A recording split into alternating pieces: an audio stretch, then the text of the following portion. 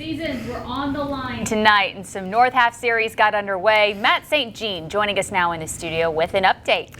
Hey, Emily. Yes, I do have an update. Some teams planted themselves firmly in the driver's seat last night, and others put themselves in a little bit of a pickle, like the Morville Troopers. They dropped Game 1 to West Lauderdale 8-0 in Collinsville. Tonight, it was win or go home for the Troopers. Fans decked out. Look at that. That's sharp.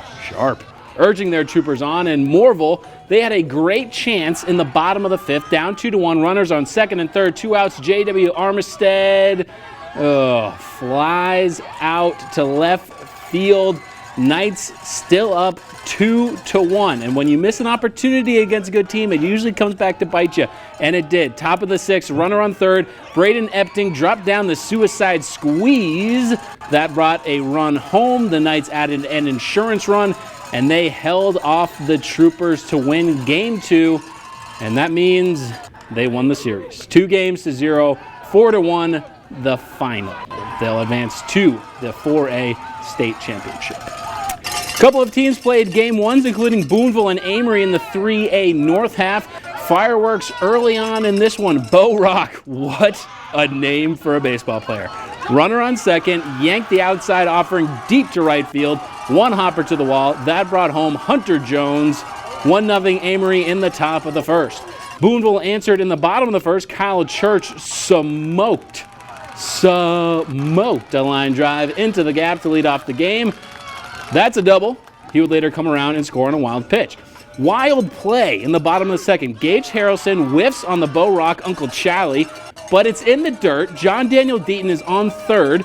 The catcher checks him, throws to first, but Deaton, he was crafty as a quarterback, and he's just as crafty as a base runner. Crafty baited the throw to third, which was wild, and he strutted home to give Boonville the lead. Blue Devils scored its first run on a wild pitch, and it scored its last run on a wild pitch. This was a walk-off special. They were down 8-6 in the bottom of the seventh. They come back to win and take the series lead 1-0 with the 9-8 win. Game 2 is tomorrow at Amory at 7 o'clock. Our final stop, TCPS took on the Panthers of Pine Grove in Belden tonight in the 1A North Half. Pitchers duel early on. Kaysen Jones for Pine Grove. Call him Benjamin Moore because he was painting them corners in the first. Got Kai Holiday looking. On the other side, Daniel Redout. He's been lights out all postseason, and that did not change tonight. Got some help from his fielders, but Pine Grove did not hit the ball hard all night long. And then the Eagle offense, I don't have the highlights because I had to leave, but Kai Holiday got his revenge. He hit a home run, drove in 4 RBIs. John Paul Yates also homered, and the Eagles won Game 1, 8-0. The series heads to Ripley tomorrow in the Panther Den. That's at 1 o'clock. Elsewhere, both East Union and Saltillo broke out the brooms and punched their tickets to the state championship games in Jackson in 2 weeks. East Union beat Pisgah 3-1 and Saltillo beat Lafayette 4-1.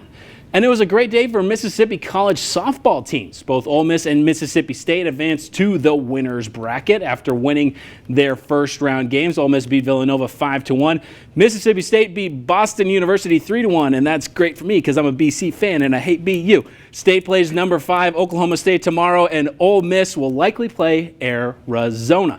In baseball action, college that is, Mississippi State needed a statement this weekend, and they got it. They clinched the series in Tuscaloosa with a 7-0 win. And Ole Miss, they executed a comeback special against Georgia to clinch that series. And that is all from the Sports Authority. Emily, back to you.